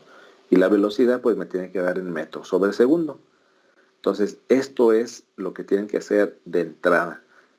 Poner datos de entrada y datos de salida y colocar la nomenclatura de lo que me está pidiendo en cada uno de los incisos. ¿Por qué? Porque esto me va a permitir observar en las ecuaciones y ver qué tengo y qué no tengo y de dónde puedo obtener esta o de dónde puedo obtener esta o de dónde puedo obtener esta de acá. Quiero hacer una aclaración aquí. no porque mencione que en el inciso A calcule el flujo másico y en el inciso B calcule el flujo, la velocidad, y en C calcule el flujo volumétrico, significa que los debe de hacer en ese orden. A lo mejor para calcular el flujo másico a la entrada, yo calculando la velocidad a la salida puedo ya determinar el flujo másico, entonces me voy directamente a B y después calculo A, porque de otra forma a lo mejor A no lo pudiera calcular si no calculó previamente la velocidad a la salida. O sea, eso se los dejo como nota aclaratoria. No debo de seguir el orden de A, B y C. Debo de observar si puedo resolver A. Si para resolver A yo observo que primero debo resolver B, entonces me voy directamente a B y después calculo A. Pero si me pide A primero y lo puedo resolver, me voy directo a A. O sea, eso nada más revísenlo cuando empecemos a hacer los ejercicios. Porque luego me ha tocado que les dejo así, vamos a imaginarnos que les dejo A, B y C en un examen, y resulta que, como les puse que en el inciso A me tienen que determinar el flujo másico a la entrada, el alumno no encuentra la forma de calcular esto, porque necesita primero calcular B, C, y me dice, maestro, pero es que no lo puedo calcular porque es el inciso A. Entonces, pueden hacer eso que les estoy comentando. Nada más lleven el orden, por favor. Y lleven un orden también a la hora de la solución del problema, porque no voy a adivinar que una cosa la calculan en esta hoja y la otra cosa la están calculando en la otra sección de otra hoja. Lleven un orden, voy fijando, voy llevando una secuencia. Aquí el revisar los exámenes de termodinámica y de balance está bien complicado porque tengo que revisar punto tras punto y cálculo tras cálculo. Yo no reviso nada más el puro resultado, es decir, que les pido el flujo másico y que me lo pongan aquí directo. Si a mí no me presentan una secuencia de cómo lograron llegar a ese dato, yo, a pesar de que me pongan el dato correcto, yo se los pongo mal. Porque yo no nada más califico el puro resultado, yo también veo el procedimiento. ¿Qué hiciste para llegar a ese resultado correcto? Porque me pasa muy a menudo en los exámenes, sobre todo en esta modalidad, que el alumno tiene la facilidad de comunicarse con el compañero en la hora de examen, porque yo no tengo cómo limitar eso o cómo controlar, y el alumno está comunicándose con su compañero, ¿qué le pongo aquí? ¿Qué le pongo allá? Ah, mira, a mí el volumen, la velocidad a la salida me salió de 30 metros sobre segundo, y el alumno lo pone 30 metros sobre segundo. Piensa que ya con poner eso, el profesor va a decir, ah, sí calculó la velocidad, se lo pongo bien. No, empiezo a revisar todo, y de repente no encuentro cálculos, pero encuentro el resultado correcto. ¿Y qué es lo que hago? Pues los empiezo a llamar de uno en uno, de forma individual, a través de videollamadas. Y les digo, ¿qué hiciste para calcular esto de aquí? Porque lo tienes bien, pero tu ecuación la tienes mal. ¿Cómo llegaste de esta ecuación mal a este resultado bien? Y el alumno saca, no hombre, me sé una infinidad de justificaciones que sacan, de que es que lo hice así, lo hice acá, pero nunca las justificaciones cuando el problema está mal y tienen un resultado bueno, nunca son las correctas. Entonces, llega un punto en que el alumno me dice, es que ya no me acuerdo, maestro, cómo lo resolví. Y prácticamente esto yo lo hago, si el examen se los hago hoy, pues prácticamente lo resuelvo en estos días y automáticamente les hago la pregunta. No dejo que pasen 2 meses pues para preguntarles. Entonces es imposible que se te esté olvidando de un momento a otro. Y principalmente los alumnos esa justificación sacan. Es la principal. Se me olvidó, maestro, cómo le hice ahí, no sé. ¿Cómo se te va a olvidar algo? Lo que bien se aprenda no se olvida. Eso es algo inevitable. Entonces, cuando pasa eso, a pesar de que el problema me lo está dando bien, pues automáticamente yo todo se lo pongo mal. Para que no les vaya a sorprender cuando les diga, fulano de tal, necesito platicar contigo. Porque ahorita el alumno lo que tiene más preocupación es entregar a tiempo las cosas que aprender. Ahorita no le interesa tanto el aprendizaje, lo veo así de esa forma. Ahorita los alumnos, por la modalidad que están ustedes ahorita, o el cambio que tuvieron ahorita, lo que le interesa más al alumno es entregar las cosas a tiempo, porque como estamos dejando los profesores un cierto tiempo para entrega de trabajos, están más presionados y más preocupados por entregarlo que por aprender. Y eso no está bien, porque finalmente, ¿de qué me sirve a mí tener un 10 o un 100, en otras palabras, si yo cuando llegue a la parte real, o sea, a demostrar por qué soy un ingeniero, no sé hacer esto? Y mi promedio ahí me está marcando que tengo un 100 en termodinámica, de decir, oye, pues ¿cómo pasaste con 100 si no sabes ni siquiera hacer esto? Entonces, eso es algo que no ve el alumno. Ahorita, lo que sí, estudiar lo que puedan, pero traten de abarcar la mayor cantidad de información posible. Es imposible que ustedes sean una biblioteca, pero traten de llevarse lo esencial de la materia. Si se fijan aquí, lo esencial de la materia es que yo tengo que hacer un balance de energía, que tengo que hacer un balance de materia, tengo que aplicar una ecuación de flujo másico, una ecuación de flujo volumétrico, y veo 7 dispositivos, de los cuales cada dispositivo tiene una peculiaridad, y con eso es suficiente. No necesito aprendérmelo de memoria. Cada ejercicio es diferente uno con respecto a otro.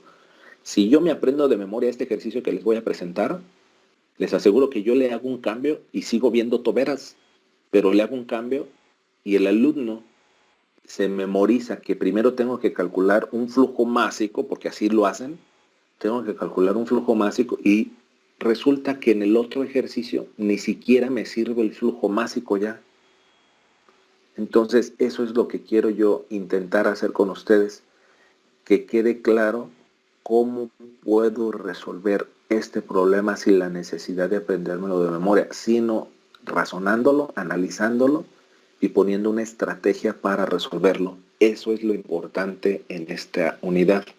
Si yo logro hacer eso en ustedes, es una ventaja grandísima, pero también no nada más depende de mí, depende mucho de la actitud y de las ganas que le eche cada uno de ustedes, porque yo me puedo pasar aquí haciendo 25 toberas, 30 intercambiadores, me puedo pasar aquí todo el semestre haciendo esto, y si el alumno no tiene el interés y no pone atención y no le echa ganas, pues prácticamente no sirve de nada que yo me esfuerce más del 100%. Entonces, volviendo al ejercicio, esta es la tobera, tengo las condiciones de entrada, tengo las condiciones de salida. Este ejercicio me está marcando que hay una salida de calor. No en todas las toberas no hay pérdida de calor. Aquí el problema sí me lo está especificando, que estoy perdiendo. Puede haber una tobera donde no tengo pérdidas, a lo mejor está aislada y no hay pérdidas. Esta tobera, por como me está mencionando que hay pérdidas, yo asumo que no tiene un aislante y por lo tanto se está transfiriendo ese calor, que lo está transfiriendo el fluido dentro de ese dispositivo, y que finalmente se pierde a través de la salida o la transferencia de calor en ese dispositivo. Entonces, vamos con el inciso A. ¿Qué es lo primero que tengo que hacer antes de iniciar mis cálculos? Lo primero que tengo que hacer es un balance de materia. Esto lo voy a hacer, hagan de cuenta que es una receta. El balance de materia lo tengo que empezar a hacer en todos los dispositivos, antes de iniciar mis incisos, que el inciso A, si se fijan, es calcular el flujo másico a la entrada. Entonces vamos a iniciar con el balance de materia. Si recuerdan, el balance de materia era la ecuación que les dije, es la sumatoria de los flujos másicos de entrada menos la sumatoria de los flujos másicos a la salida, igual al incremento de la masa en el volumen de control por un determinado tiempo. Como estamos manejando sistemas abiertos, en todos los sistemas abiertos voy a llegar a un estado estacionario. Entonces elimino prácticamente la acumulación. Esa ecuación la paso de la siguiente forma. El flujo másico a la salida está en negativo, lo paso del lado derecho de la igualdad, y ahora me queda que la sumatoria de los flujos másicos a la entrada es igual a la sumatoria de los flujos másicos a la salida. Ahora observemos nuestro esquema. Esta ecuación es general. Vamos a aplicarla ahora sí a la tobera. En la tobera yo observo que tengo un flujo másico a la entrada nada más, es decir, una corriente de entrada, y tengo una corriente de salida. Yo los voy a llamar flujo másico de entrada es igual a flujo más igual a salida. Y como es la misma, pues esa la voy a poner o a marcar en mis ecuaciones como M, así como lo hacíamos más o menos en sistemas cerrados. Si se acuerdan, la M representaba la masa del estado 1 y la masa del estado 2. Aquí, como el flujo es el mismo y nada más tengo una sola corriente, puedo aplicar esa misma analogía. El flujo másico a la entrada es igual al flujo másico a la salida. Hasta aquí, ¿alguien tiene alguna duda? ¿Nadie? No, profe. ¿Continúa entonces? ¿Sí? Ok. Ya tengo mi balance de materia. Esa para mí es mi ecuación A. Les digo, parto del balance de materia. Ya tengo mi ecuación A. Ahora, bueno, no les pregunté, ¿le puedo cambiar o me espero? Espérame tantito. Ok.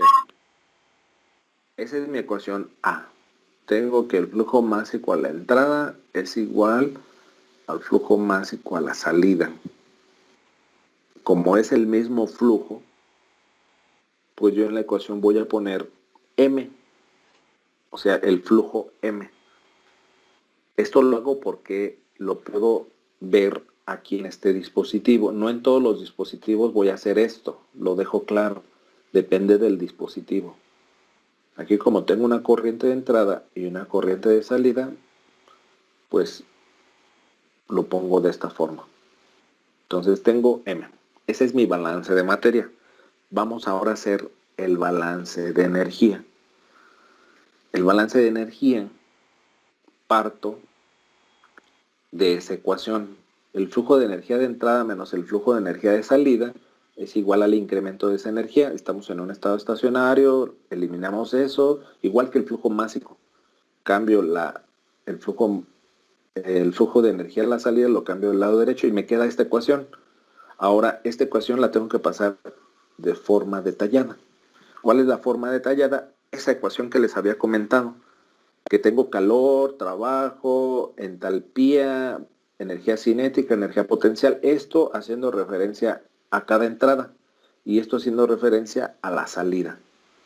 Entonces, ahora sí viene lo interesante. Esta ecuación va a ser para todos los dispositivos. De aquí voy a partir. Vamos a ver ahora para la tobera, que se desprecia, que no se desprecia, que se deja. Esto es lo importante para que lo tengan bien claro. Entonces, para una tobera, viendo esa ecuación, observamos lo siguiente. Primero, el problema me está diciendo que el calor, que hay una tasa de calor que se pierde, es decir, tengo Q a la salida. Si se fijan, aquí tengo Q a la salida. Este de aquí es el que representa los 25 kilowatts o 25 kilojoules sobre segundo. Por lo tanto, en la tobera no tengo Q de entrada, sino que tengo Q de salida. Entonces Q de entrada, pues lo elimino. Porque aquí estoy hasta viendo el diagrama o el esquema de esta tobera. Está la flechita hacia afuera. Es decir, tengo Q a la salida. Si tuviera Q a la entrada, la flechita iría al revés. Entonces elimino Q a la entrada. Ahora, vamos a ver qué trabajos están presentes en esa tobera. Si se acuerdan, vimos varios trabajos en los sistemas cerrados. Vimos el trabajo de flecha, vimos el trabajo eléctrico, vimos el trabajo de frontera móvil, vimos el trabajo de resorte, entre otros. ¿Cuál trabajo ven presente en esta tobera?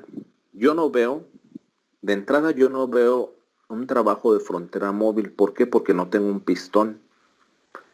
Este tiene una geometría ya bien definida, tiene un volumen ya bien definido. Es como si fuera, no es un recipiente rígido, porque el recipiente rígido prácticamente no hay entrada ni salidas de materia, pero esto pues no se expande. Hay dilatación muy poca, puede haber al momento de calentar a lo mejor la tobera, pero es despreciable. Entonces no tengo un trabajo de frontera móvil. No tengo una resistencia que esté metiéndose a esta tobera, por lo tanto no tengo un trabajo eléctrico. No tengo un agitador. Si se fijan, no hay un agitador presente, no tengo trabajo de flecha, pero tampoco hay un resorte. Entonces, prácticamente yo no observo ningún tipo de trabajo presente en la tobera. Entonces, por lo tanto, no tengo ni trabajo de entrada ni trabajo de salida. En esa ecuación puedo eliminar los trabajos, tanto de entrada como de salida. ¿Hasta aquí una duda?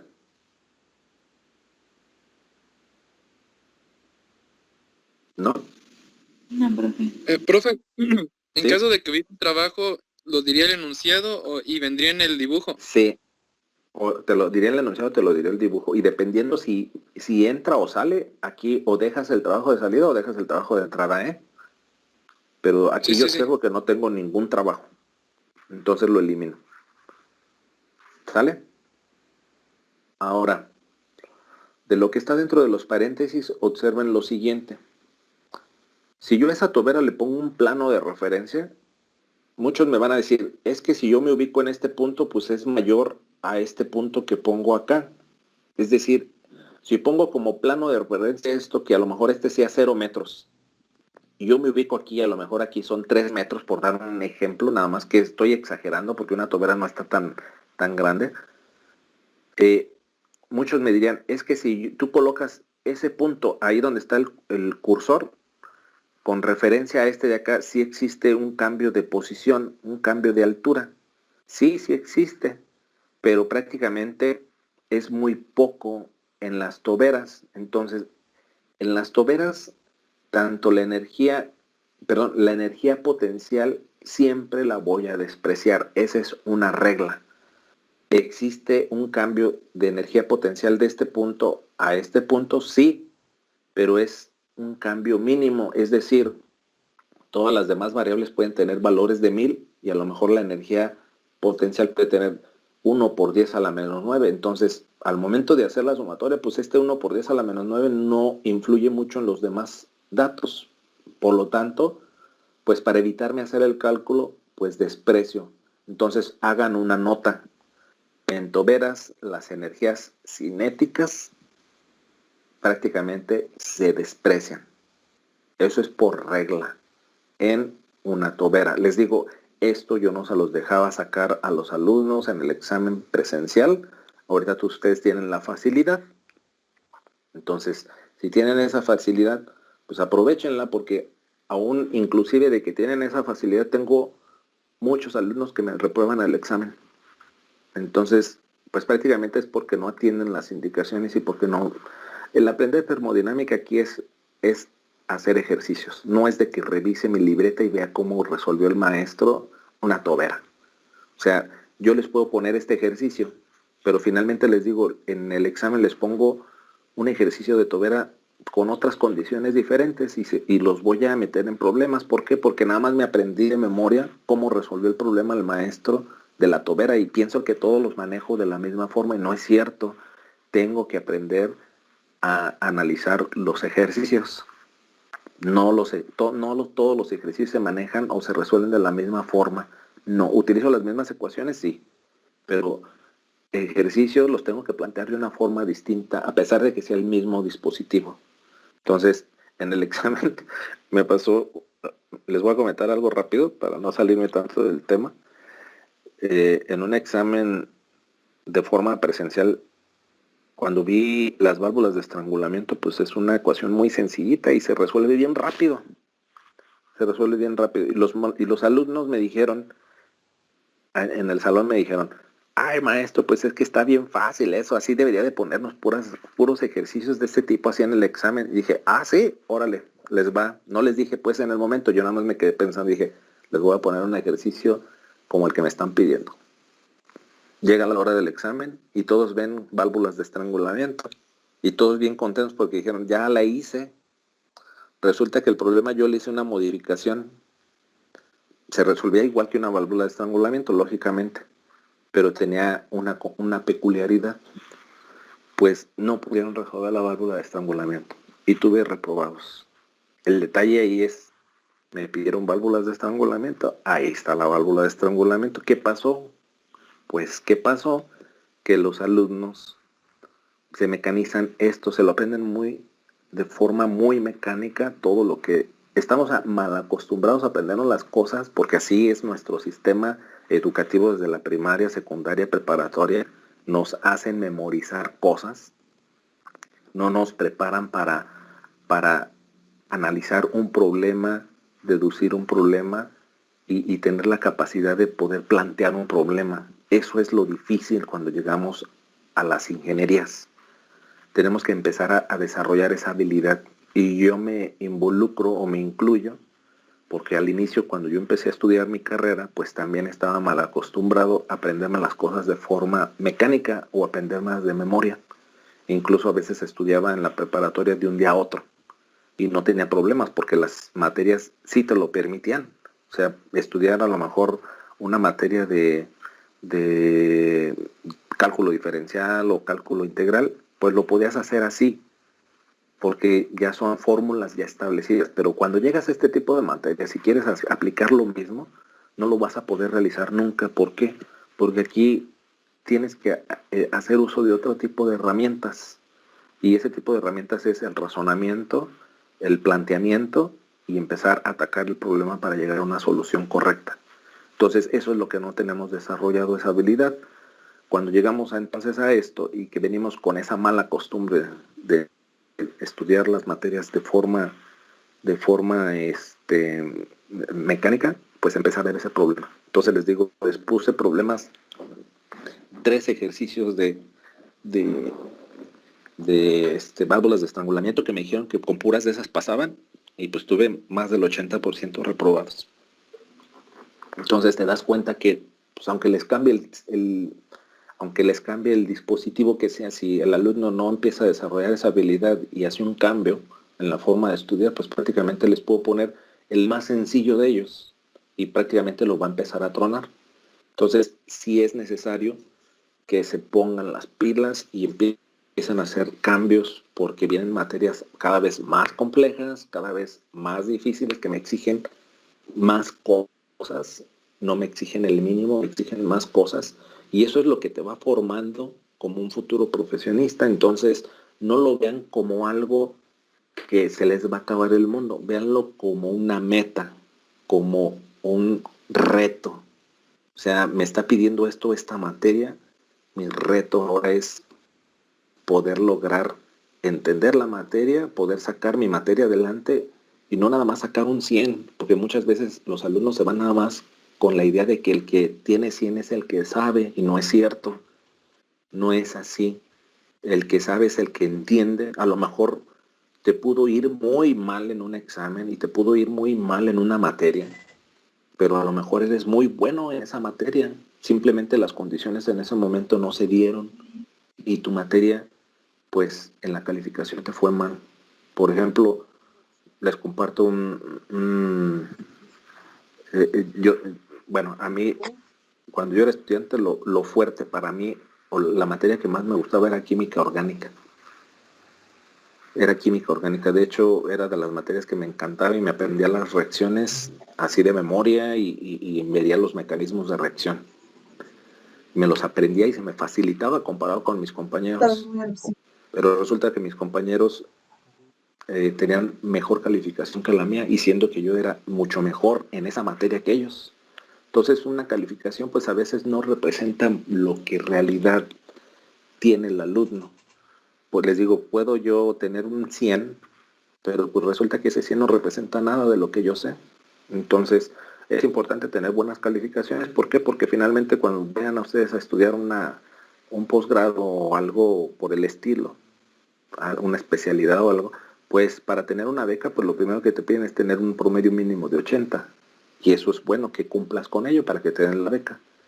Pero finalmente, pues todo el aprendizaje y toda la parte de teórica que yo voy absorbiendo, pues es importante para que yo vaya desempeñándome bien en otras materias. Entonces, pues si les va mal en un examen o si les va mal en una materia, pues no se desanimen. Al contrario, pónganse una meta para salir adelante y decir, Me fue mal ahorita en este, pero en el siguiente me tengo que reponer. Pero no te vas a reponer pues de la noche a la mañana. Tienes que trabajar. O sea, los resultados se reflejan después de que trabajes, después de que empiezas a revisar muchas cosas, empiezas a hacer cambios.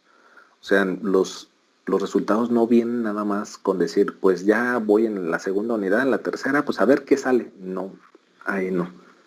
Entonces le voy a dejar aquí. No sé si tengan alguna duda respecto a los ejercicios, al ejercicio que estoy viendo.